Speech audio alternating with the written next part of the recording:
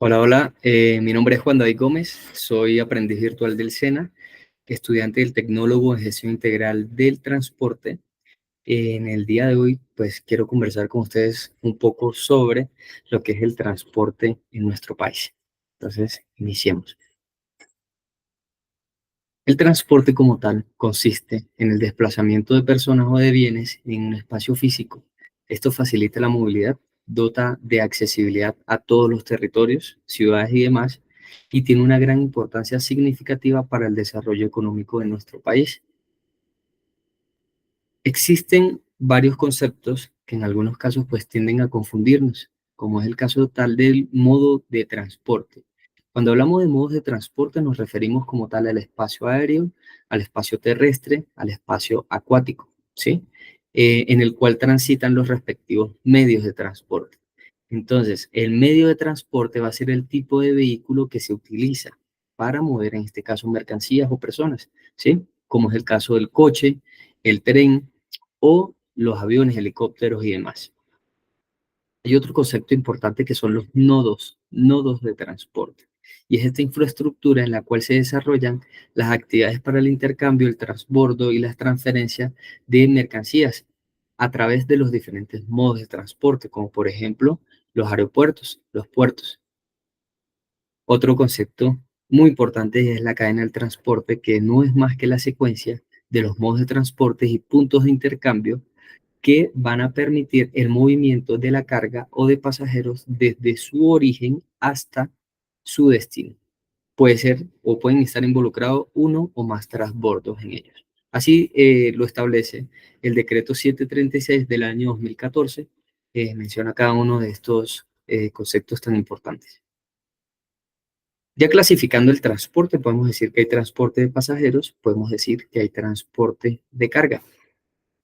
Siendo así, en el transporte terrestre podemos encontrar el carretero, el que es utilizado a través de los medios como es el automóvil, ferroviarios a través de trenes, aéreos a través de aviones, acuático, cuando hablamos de acuático marítimo, en este caso sería a través de embarcaciones como los barcos, y acuático fluvial cuando hablamos de canoas y normalmente pues se desarrollan en ríos. Las ventajas de los diferentes modos y medios de transporte: en el aéreo podemos ver que es más rápido, es fiable, es accesible, es ágil en cuanto a requisitos y en cuanto a su disponibilidad.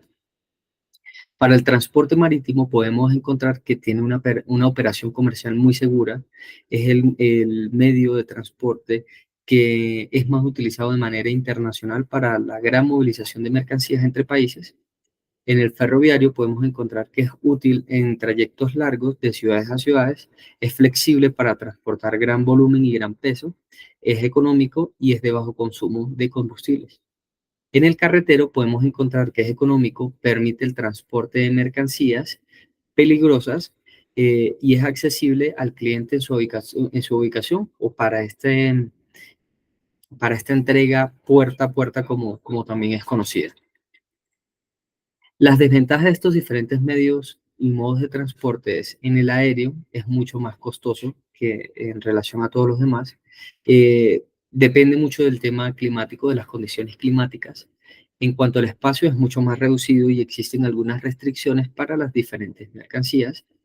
En el marítimo podemos decir que hay mucho mayor tiempo de desplazamiento. La tramitología es un poco más extensa y es más riesgoso por el tema de pérdidas de mercancías y demás. En el ferroviario podemos hablar de que hay una infraestructura que depende de esta inversión pública o gubernamental. Poca facilidad de servicio, pues puerta a puerta, porque estamos solamente anclados al tema de las redes ferroviarias existentes. En el carretero existe una capacidad limitada dependiendo sea el tipo de vehículo, siniestralidad vial, restricciones vehiculares de acuerdo a la ciudad y más gasto de combustible, pues, y más que todo en estas temporadas. Todo esto lo que permite es que se lleve a cabo la logística del transporte y no es más que esta actividad que planifica, gestiona y controla todo el almacenamiento y el envío de bienes en una cadena de suministro completa. Su objetivo principal va a ser gestionar todas las operaciones relacionadas con el movimiento de las materias primas o productos de la forma más eficiente posible.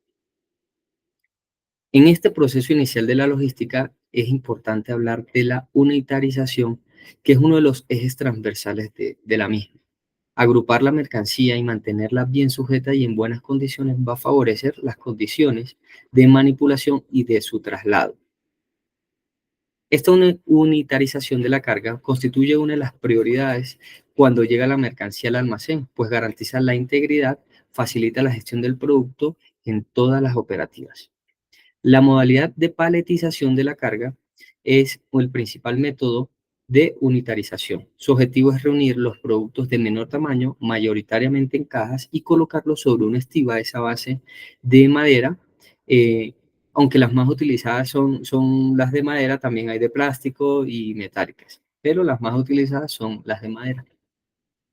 Cuando hablamos de contenerización de la carga, es una técnica que busca transportar las mercancías en contenedores en el mismo tamaño y en la misma forma. Es decir, es el método de transporte de mercancías en el cual se utilizan contenedores para almacenar y movilizar esa mercancía mucho más fácil. Aquí es importante también, son otros términos muy usados, que es el empaque, el embalaje de productos. Por ejemplo, el empaque se refiere como tal al envoltorio, al contenedor que rodea al producto. Es diseñado para protegerlo, facilitar su manejo y el transporte. El empaque puede ser una bolsa, puede ser una caja, puede ser una botella.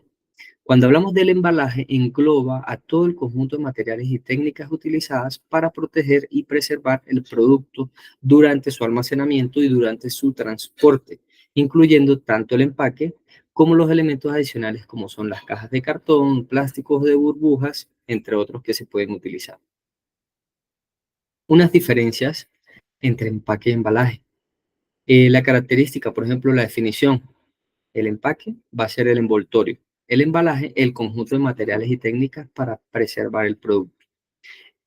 El enfoque en cuanto al empaque es la presentación y protección superficial de ese producto.